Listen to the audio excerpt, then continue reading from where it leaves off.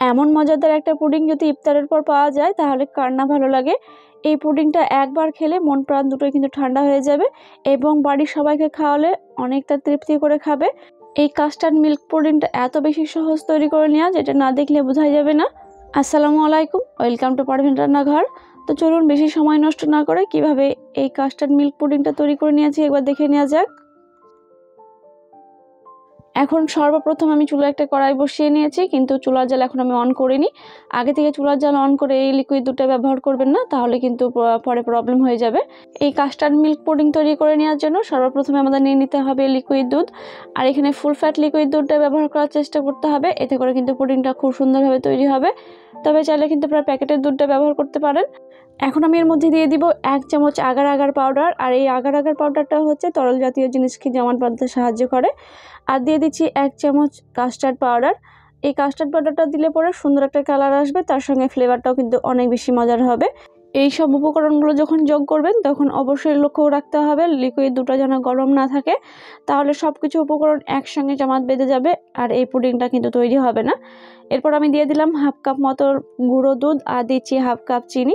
চিনিটা কিন্তু আমার পারফেক্ট ছিল মিষ্টি, তবে চাইলে কিন্তু আপনারা কম বেশি করে নিতে পারবেন।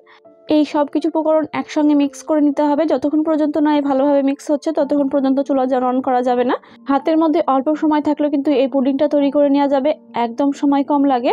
তো এখন দেখে বুঝতে পারবেন সব কিছু উপকরণ একসঙ্গে খুব ভালোভাবে মিক্স হয়ে গেছে। এই পর্যায়ে সে চুলা জাল অন করে নিলাম এবং অনবরত এইভাবে নাড়াচাড়া করে নিতে হবে। যেহেতু আমরা কাস্টার্ড পাউডার ব্যবহার করেছি সেই জন্য নাড়াচাড়া বন্ধ করা যাবে না, তাহলে কিন্তু তলা থেকে লেগে আসতে পারে। 3 থেকে 4 মিনিট জাল করে নেওয়ার পর এর কালারটা কতটা সুন্দরভাবে চেঞ্জ হয়ে গেছে আর কতটা ঘন হয়ে গেছে সেটা দেখে বুঝে নিতে পারবেন। কাস্টার্ড পাউডার এবং আগার আগার পাউডার দেওয়ার কারণে খুব সহজে কিন্তু এটা ঘন হয়ে আসবে। আর এখানে আমাদের লিকুইড দুধের সঙ্গে গুঁড়ো দুধ ব্যবহার করেছি, এই জন্য কিন্তু জাল করে নিতে একদমই সময় কম লাগে। এখন আমি চুলা জাল অফ করে নামিয়ে নিলাম। আর নামিয়ে নেওয়ার সঙ্গে সঙ্গে এটাকে সেট করে নিতে হবে। যে পাত্রে আপনি সেট করবেন সেই পাত্রে একটু ঘি ব্রাশ করে নেবেন বা বাটার ব্রাশ করে নেবেন, তাহলেই হয়ে যাবে।